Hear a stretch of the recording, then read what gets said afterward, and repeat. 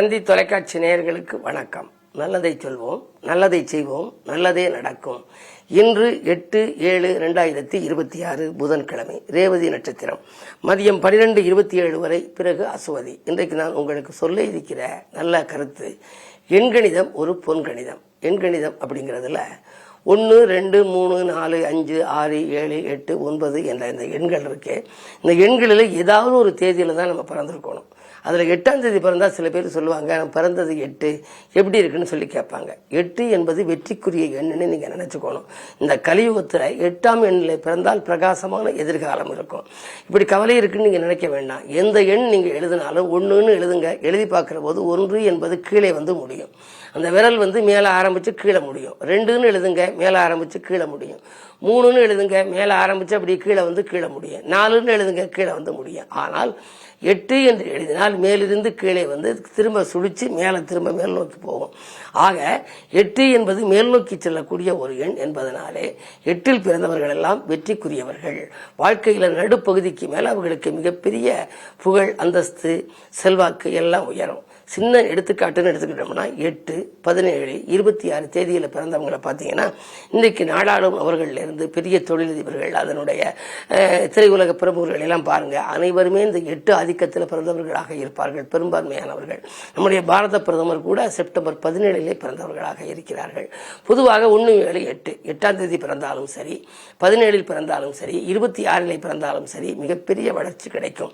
ஆனால் இவர்கள் எல்லாம் பெயர் எண் எத்தனையில் வைத்துக் கொள்வதுன்னு ஒன்று. 8ல் பிறந்தா 8ல் வச்சுக்கலாம். ஆனால் சிலருக்கு அந்த 8 ஒத்து வரும். சிலருடைய கால் எண்களை பார்த்தீங்கன்னா 8 இருக்கும், அவங்களுக்கு அது ஒத்து வரும். ஆனால் 8க்கு நட்பு கிரகம் என்பது 5, 6 என்ற எண். 5ங்கிறது புதனுக்குரிய எண், 6ங்கிறது சுக்கிரனுக்குரிய எண். இன்றைக்கு ஒரு புள்ள பிறந்துச்சு அப்படின்னா 8ஆம் தேதி பிறந்திருக்கு, அதனுடைய பெயர் எப்படி அமைக்கணும்னா 5 எண் ஆதிக்கத்திலேயோ 6 எண் ஆதிக்கத்திலேயோ அமைக்கணும். 6 எண் ஆதிக்கத்தில் அமைக்கிற போது சுக்கிரன் இன்றைக்கு கேதுவோட கூடியிருக்கு. சுக்கிரன் நீச்சமானாலோ கேது ராகு சம்பந்தப்பட்டிருந்தாலோ அதனுடைய வகைக்கிரகங்களின் ஆதிக்கத்தோடு இருந்துச்சுன்னா சுக்கிரனுடைய ஆதிக்கமான 6ல் வச்சுக்க கூடாது. 5 எண் ஆதிக்கத்தில் வைத்துக் கொள்ள வேண்டும். புதன் ஆதிக்கத்தில் இன்றைக்கு புதன் நல்லா இருக்கு. பொதுவாகவே எந்த எண் ஆதிக்கத்தில் நம்ம பெயர் வைக்கிறது, 1ங்கிறது சூரியன், 2ங்கிறது சந்திரன், 3 என்ற எண் குருவை சார்ந்தது, 4 என்ற எண் ராகு, 5 என்றால் புதன், 6 என்பது சுக்கிரன், 7 என்றால் கேது, 8 என்றால் சனி, 9 என்றால் செவ்வாய். இந்த ஆதிக்கத்தில் இந்த ஒவ்வொரு எண்களுக்கும் இந்த கிரக ரீதியான பொருத்தங்களை முன்னோர்கள் வழிவகுத்து கொடுத்திருக்கிறார்கள். அந்த அடிப்படையில் எண்கணிதம் என்பது ஒரு பொன்கணிதம். அந்த அடிப்படையில் 8ல் பிறந்தால் 8னுடைய ஆதிக்கத்தில் பிறந்தவர்கள் வெற்றியாளர்களாக திகழ்வார்கள். ஆனால் பெயர் எண் அவர்களுக்கு அந்த 8ன்னு வைத்துக் கொள்ளாமல் அதற்குரிய நட்பு கிரகத்தின் ஆதிக்கத்தில் ஜாதக ரீதியாக பார்த்து அஸ்ட்ரோ நியூமராலஜி அடிப்படையில் வைத்துக் கொள்ள வேண்டும். 8 என்பது சனிக்குரிய எண் என்பதனாலே 8ல் பிறந்தவர்களுக்கு சனி பகவானின் பரிபூர்ண அருள் உண்டு. வாழ்க்கையில் ஒரு முறையாவது குச்சானூர் செல்லலாம், திருநள்ளாறு செல்லலாம், திருக்கொள்ளிக்காடு செல்லலாம், அல்லது உள்ளூரில் இருக்கின்ற சிவாலயத்தில் உள்ள சனி பகவானை வணங்கலாம்.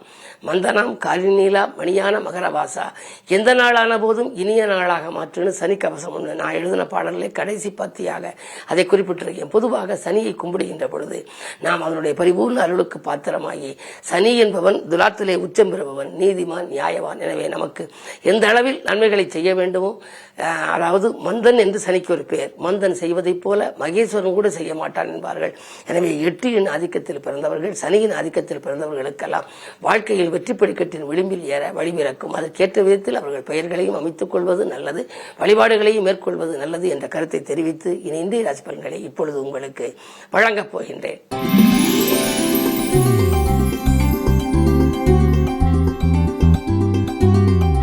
மேசராசி நேயர்களே, உங்களுக்கெல்லாம் இன்று பகல் 12:27 மேல் உங்கள் ராசிக்குள் சந்திரன். பொதுவாகவே ராசிநாதன் நன்றாக இருக்கிறார், 2ஆம் இடத்தில் இருக்கின்றார். 2 என்பது தனஸ்தானம். எனவே பொருளாதார பற்றாக்குறை அகலும். எதை நீங்கள் எந்த நேரம் செய்ய நினைத்தாலும் செய்ய இயலும் அளவு உங்களுக்கு பொருளாதாரம் இடம் கொடுக்கும். வாங்கிய இடத்தை விற்றுவிட்டோமே என்று கவலைப்பட்டவர்களுக்கு இப்பொழுது இடம் வாங்கும் வாய்ப்புகள் வரலாம். வாய்ப்புகள் வாயில் தேடி வருகின்ற நாள் இந்த நாள் நல்ல நாள்.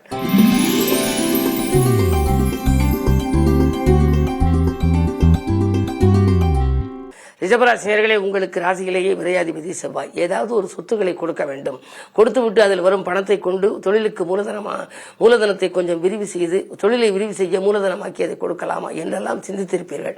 அந்த சிந்தனைக்கு இன்று முடிவு கிடைக்கப் போகிறது. சொத்துக்களால் ஆதாயம் கிடைக்கும் நாள், சொந்தங்களால் நன்மை கிடைக்கும் நாள். 2 புதன் இருப்பதனாலே பொருளாதார பற்றாக்குறையாகலும் வாங்கல் கொடுக்கல்கள் சீராகவும் சிறப்பாகவும் இருக்கும். புதிய ஒப்பந்தங்கள் அடுக்கடுக்காக வரலாம். 11ஆம் இடத்திலே சனி இருப்பதனாலே நீங்கள் பயப்பட தேவையில்லை. மனக்கலக்கங்கள் அகல. இன்று மாற்று மருத்துவமும் உங்களுக்கு உடல்நலத்தை சீராக்கி கொடுக்கும். இந்த நாள் நல்ல நாள்.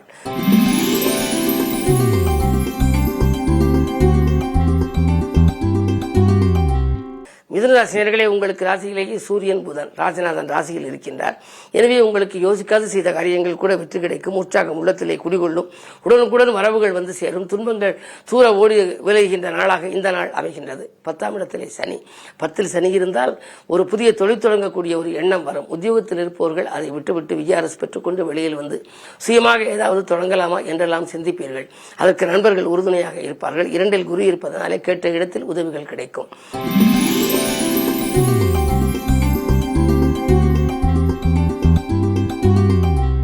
கடகராசி நேயர்களே, உங்களுக்கு இன்று யோகமான நாள், அற்புதமான நாள். அதிகாரிகளால் அனுகூலம் கிடைக்கின்ற நாள். அரைகுறையாக நின்ற காரியங்கள் இன்று முழுமையாக முடிவடையும். பூர்வீக சொத்து பிரச்சனையால் லாபம் உண்டு. தொழில் முன்னேற்றத்துக்கு நண்பர்கள் உறுதுணை புரிவார்கள். கல்யாண கனவுகள் நனவாகும்.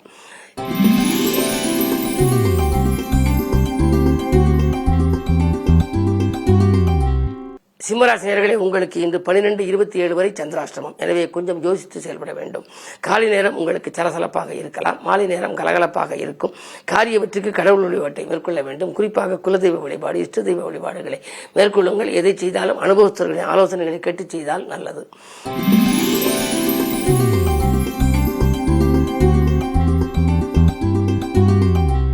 கன்னிராசினியர்களே, உங்களுக்கு பகல் 12:27க்கு மேல் சந்திராஷ்டமம். எனவே புது முயற்சிகளை காலை நேரத்தில் செய்து விடுவது நல்லது. மதியத்திற்கு மேல் கொஞ்சம் மனக்கலக்கம் ஏற்படலாம். இருந்தாலும் கூட நீங்கள் எதிர்மறை சிந்தனைகளை தவிர்த்து நேர்மறை சிந்தனைகளை வளர்த்துக் கொள்ளுங்கள். தெய்வ வழிபாடுகளை திருப்தியாக செய்யுங்கள். இடமாற்றங்கள், வீடு மாற்றங்கள் பற்றிய அறிவிப்புகள் உங்களுக்கு வரலாம்.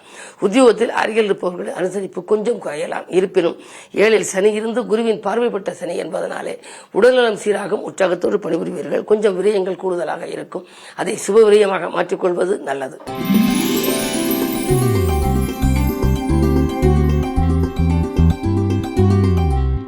துலாம் ராசினியர்களே, உங்களுக்கெல்லாம் கனிவான பேச்சுக்களால் காரியங்களை சாய்த்துக் கொள்ளும் நாள். கட்டிடப் பணி தொடரும். பாதியில் என்ற பணி மீதியும் தொடரும். 8ல் செவ்வாய் இருந்தால் இடமாற்றங்கள், வீடு மாற்றங்கள் உண்டு. ஒன்று புதிதாக கட்டிய வீட்டில் குடி போகலாம், அல்லது கட்டிய வீட்டை பழுது பார்க்கலாம். உடன்பிறப்புகள் ஒரு சிலர் உங்களை விட்டு விலகிச் சென்றவர்கள் இப்பொழுது விரும்பி வந்து இணையலாம். உத்தியோகத்திலே மேலதிகாரிகள் உங்களுக்கு இணக்கமாக நடந்து கொள்வார்களா என்பது சந்தேகம்தான். 10ல் குரு இருப்பதால் பிரச்சனைகள் வராமல் பார்த்துக் கொள்ளுங்கள். என்ன இருந்தாலும் இன்று புதன்கிழமை பெருமாளை வணங்குவது நல்லது.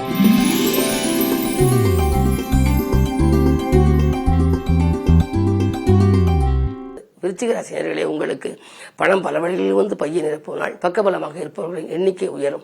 சேமிப்பு அதிகரிக்கும். கரைந்த சேமிப்புகளை ஈடுகட்டுவீர்கள். வீடு வாங்குவது கட்டுவது பற்றி சிந்தனை அதிகரிக்கும். புதிய ஒப்பந்தங்கள் அடுக்கடுக்காக வந்து அலைமோதும். பஞ்சாயத்துக்கள் உங்களுக்கு சாதகமாக வரலாம். பூர்வீக சொத்துக்களை பிரித்துக் கொள்வதில் இருந்த பிரச்சனைகள் தீரும். அண்ணன் தம்பிகளுக்குள் இருந்த அரசல் புரசல்கள் மாறும். இன்று நல்ல நாள்.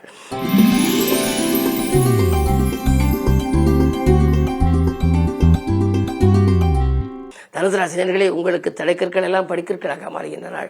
தலைமை பதவிகள் தானாக வரலாம். தேக்க நிலை மாறி தெளிவு பிறக்கும். நேற்று செய்ய மறந்தபடியை இன்று செய்து முடிப்பீர்கள். பிறருக்காக வாங்கி கொடுத்த தொகை இன்று வந்து சேரும். ஆதாயம் அதிகரிக்கின்ற நாள். அற்புதமான நாள். யோகமான நாள்.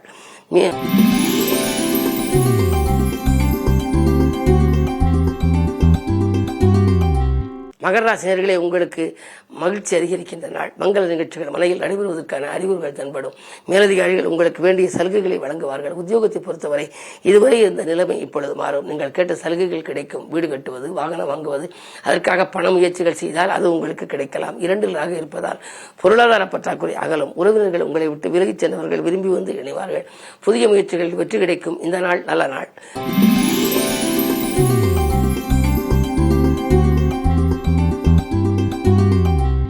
கும்பராசினியர்களே, உங்களுக்கெல்லாம் அரசியல்வாதிகளால் அனுகூலம் கிடைக்கின்ற நாள். ஆதாயம் அதிகரிக்கின்ற விதத்திலேயே 2 சனி சஞ்சரிக்கின்றார். 6 குரு இருப்பதனாலே ஊரில் பகை என்பார்கள். ஒரு சிலரிடம் உங்களை பற்றி நீங்கள் விமர்சிக்க வேண்டாம். ஆடை ஆபரண சேர்க்கை உண்டு. வியாபார விரோதங்கள் விலகும். போட்டிக்கடை வைத்தோர் விலகுவார்கள். பொன்னான நாள். புதிய திருப்பங்கள் பலவும் ஏற்படுகின்ற நாள் இந்த நாள்.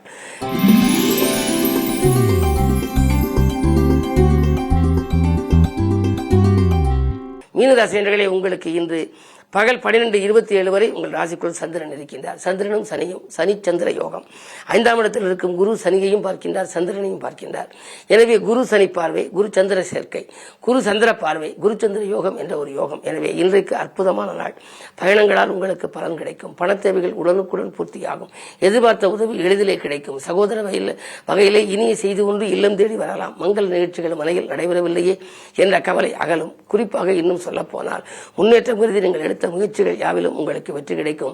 பிள்ளைகளின் எதிர்கால நலன் கருதி நீங்கள் திட்டிய திட்டங்களிலும் உங்களுக்கு அனுகூலங்கள் உண்டு. இன்று இனிய நாள், யோகமான நாள். மேலும் விவரங்கள் அறிய தினத்தந்தி படியுங்கள்.